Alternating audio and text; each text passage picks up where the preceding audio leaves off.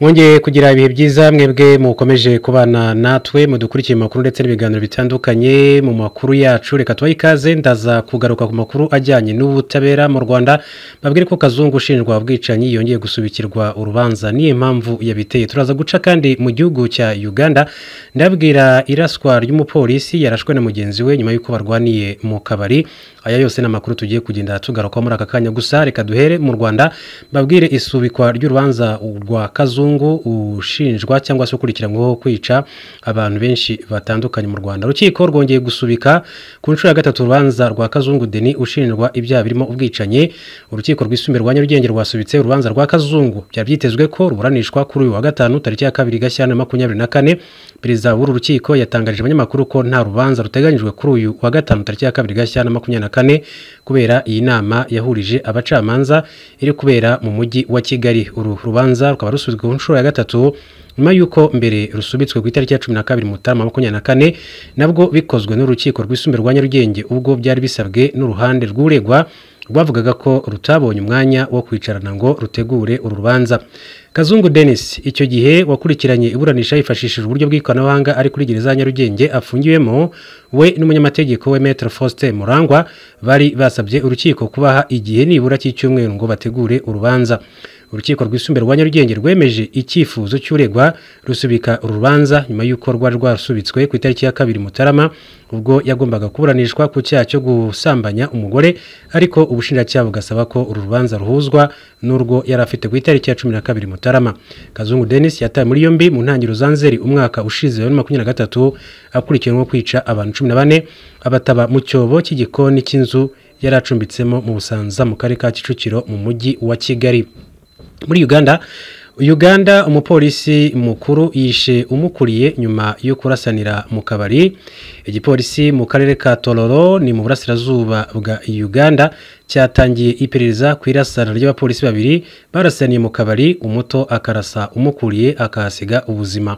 umuvugizi wa polisi muri Bukedi y'Amajyepfo IP Moses Mugwe yavuze ko Inspector of Police Moses Okwere na Assistant Inspector of Police William Ochom barasanye nyuma yo gutongana bapfa umuseriveri wo mu kabari ko muri Peta mu karere ka Tororo ku itariki ya 31 Mutarama saa 3 z'ijoro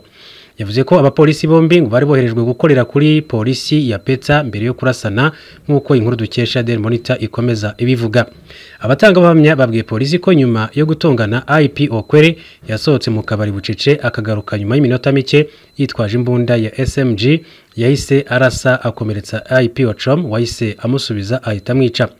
IP Okwere yishwe n'ibikomere by'amasasu yarashwe mu nda mu gihe AIP Ochom yayihutanwe mu bitaro bikuru bya Tororo aho akomeje gukurikiranirwa n'abaganga ku bikomere yagize ku maguru ubwo hakorwaga raporo AIP Okwere yaragiye kwimurirwa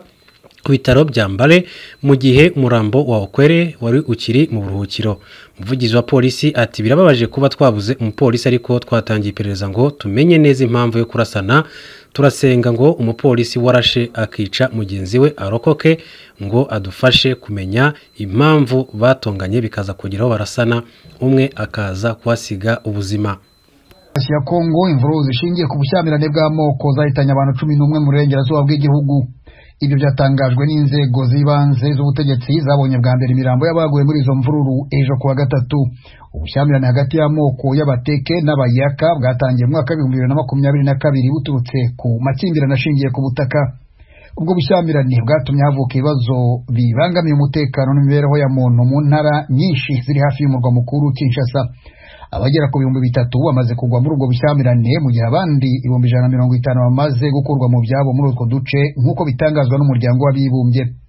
imvuru zo mu ntara ya Maindombe zahitanye umusirikare umwe wa leta n'abarwanyi 10 bashyigikiye igice cy'abitwa Yaka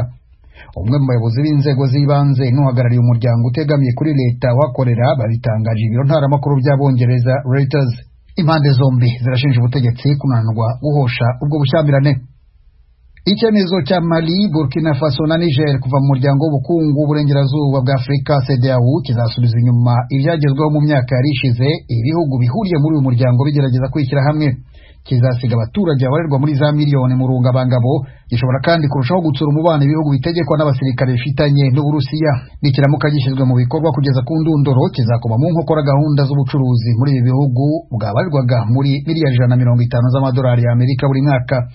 Ikindi nuko bizateza ikibazo mu baturage babarirwa muri za miliyoni bo mu bihugu bitatu bidakora ku nyanja baje gutura muri ibyo bihugu by'abaturanyi, kubera ko CEDEAO yari yaratanze uburenganzira bw'urujya n'uruza no gukorera mu bihugu bigize hadatanzwe viza. Cote d'Ivoire yonyine icumbikiye abaturage ba Burkina Faso, Mali na Niger barenga miliyoni 5. Ubutegetsi bwa Perezida Joe Biden wa Amerika bukomeje kuvuga ku buryo bushaka kwegera Ubushinwa mu byerekeye ubufatanye mu nzego zinyuranye, harimo kurwanya ikwirakwizwa ry'ibiyobyabwenge, ibiganiro ku byerekeye amakuru y'ubutasi bwifashisha ikoranabuhanga rya artificial intelligence no gusubukura ibiganiro hagati y'ingabo z'ibihugu byombi. Ubutegetsi bwa Biden burerekana ibyo nk'intambwe imaze guterwa mu kugabanya umwuka mubi hagati y'ibihugu byombi. Umujyanama wa Perezidansi ya Amerika mu byerekeye umutekano Jake Sullivan yavuze ko ububanyi n'amahanga bushingiye ku gukemura ibibazo by'ingenzi ibihugu bifitanye kuruta kurenzaho no gupfapfanya. Amagambo ya Sullivan aje akurikira ay'abayobozi bakuru ba Amerika mu minsi ishize, agamije kugaragaza ko ubutegetsi buriho muri Amerika bwitaye ku gusubiza ibintu mu buryo hagati ya Amerika n'Ubushinwa. Igikomeye cyane muri uru rwego ni ibiganiro hagati y'abakuru b'ibihugu byombi. Uyu mujyanama wa Perezidansi ya Amerika mu by'umutekano yatangaje ko Perezida Joe Biden na mugenzi we w'Ubushinwa Xi Jinping bashobora kuzavugana vuba ahangaha. Undi muyobozi ku rwego rwo hejuru mu butegetsi bwa Amerika yabwiye Ijwi ry'Amerika ko Minisitiri w'Ububanyi n'Amahanga wa Amerika Antony Blinken ashobora gusubira i Beijing muri uyu mwaka. Nanone hano muri Leta Zunze Ubumwe za Amerika, komite y'abadepite igenzura imikorere y'inzego zishinzwe umutekano w'imbere mu gihugu yemeje ikirego cyo kwirukana ku mirimo ye Minisitiri w'Umutekano w'imbere mu gihugu Alejandro Mayorkas.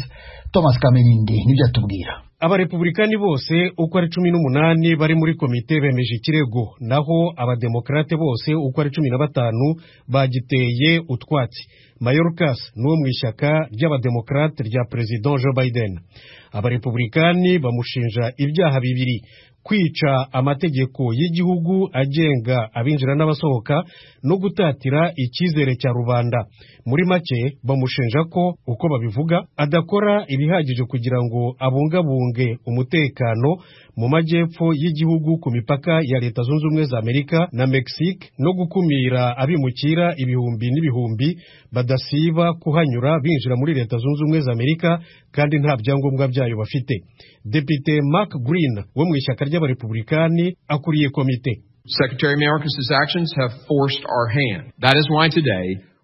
ibikorwa bya Minisitiri Mayorkas nibyo nyirabayazana, nta kundi twabigenza. Niyo mpamvu twagejeje kuri iyi komite iki kirego kuri Alejandro Mayorkas.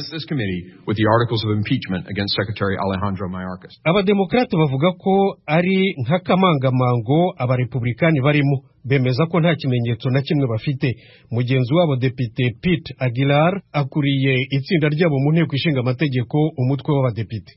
This is just the only thing that binds Republicans. Iki nicyo kintu cyonyine gihuza abarepublikani. Nta kindi bashoboye usibye gushakisha za impeachment no kunaniza guverinoma gusa. They don't want to do anything else. Komite ishobora gushyikiriza ikirego inama yose y'abadepite mu cyumweru gitaha, ariko kubera umubare muke abarepublikani bafitemo, ababisesengura baribaza niba bazabasha kwemeza ikirego ku buryo bazakigeza muri Sena kugira ngo ikiburanishe. Rakoze Toma. Perezida Vladimir Putin w'Uburusiya yarahiye ko agiye gusubiza inyuma ingabo za Ukraine mu rwego rwo kugabanya impungenge ko zagaye ibitero ku butaka bw'Uburusiya. Yabitangaje mu gihe yahuraga n'impirimbanyi ziri ku isonga mu kumwamamaza mu gihe hateganywa amatora y'umukuru w'igihugu mu Burusiya mu kwezi kwa gatatu. N'amatora Perezida Putin yizeye kuzatsinda nta gushidikanya. Abajijwe kuri gahunda y'ibikorwa bya gisirikare ateganya kuri Ukraine, Putin yavuze ko ikotaniro ry'ingabo z'ibihugu byombi igomba kuba kure cyane y'Uburusiya ku buryo haba intera ihagije aho ibisasu bitangwa n'ingabo za Amerika n'Uburayi zishyigikiye Ukraine bidashobora kugera. Putin yavuze ko abashakashatsi b'Uburusiya banzuye ko igisirikare cya Ukraine cyakoresheje ibisasu bya misile byaturutse muri Leta Zunze Ubumwe za Amerika kurasa indege y'Uburusiya yanyuraga hejuru y'agace ka Belgorod tariki 24 z'ukwezi kwa mbere uyu mwaka.